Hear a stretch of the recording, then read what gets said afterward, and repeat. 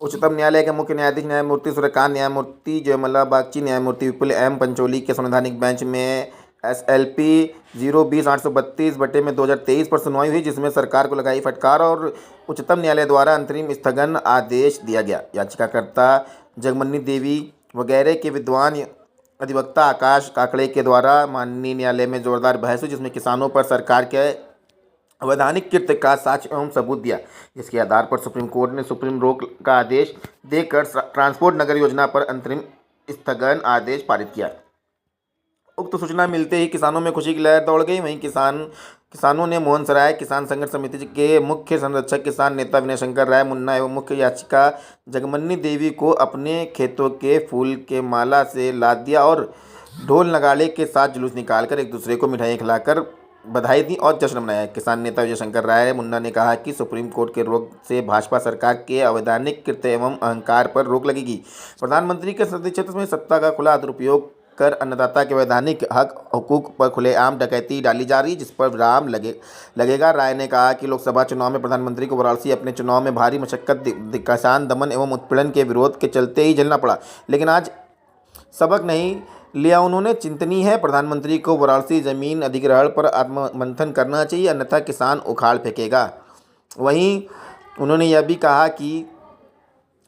अधिग्रहण पर आत्ममंथन प्रधानमंत्री के लिए बेहद ही जरूरी है। वहीं जुलूस एवं जश्न में प्रमुख रूप से डॉक्टर विजय नारायण वर्मा, उदय प्रताप पटेल, अमलेश पटेल, हृदय नारायण उपाध्याय, विजय गुप्ता, धीरू यादव, अवधेश प्रताप, गौरव पटेल, चंदन पटेल, दिनेश पटेल, रमेश मदन पटेल, उमाशंकर पटेल, रमाशंकर पटेल, प्रमोद पटेल, राम नारायण पटेल, सुरेश पटेल, विकास पटेल, मदन लाल, सुभाष पटेल, सोमनाथ पटेल, बलराम पटेल, लक्ष्मी नारायण, विजय पटेल, कल्लू पटेल, सुजीत पटेल, नीतीश पटेल, सोनू पटेल, अजीत पटेल, राजनाथ पटेल, वकील चंदन पटेल, दीपू पटेल, रमेश पटेल, डंगरू पटेल, रघुवर पटेल, राजेंद्र पटेल, नीरज पटेल, नीतीश पटेल, राजकुमार पटेल, संजू बाबा, महेंद्र पटेल, सोनू पटेल, देवनाथ पटेल, राहुल पटेल, रमेश पटेल, रतन पटेल, रोहित पटेल, बंटी, संदीप पटेल, काशीनाथ पटेल, मुन्ना पटेल, रमाशंकर पटेल समेत सुरेश मौर्य इत्यादि किसान शामिल रहे।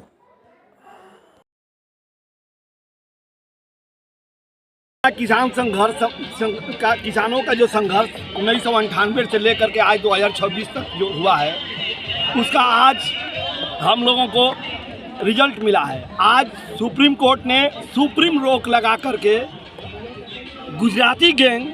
जो नरेंद्र मोदी के इशारे पे, जो सत्ता के इशारे पे मोहन सराय के ट्रांसपोर्ट नगर के वैधानिक अधिकार का, किसानों के वैधानिक अधिकार का, हक हुकूक का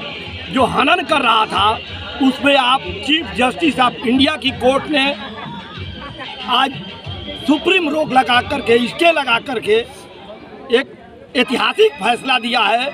जिसका हम सभी किसान, जिसका हम सभी अन्नदाता आज खुशी से सराबोर हैं। और हम लोगों के नेता, किसान संघर्ष समिति के नेता कृष्ण प्रसाद पटेल जी, जो कि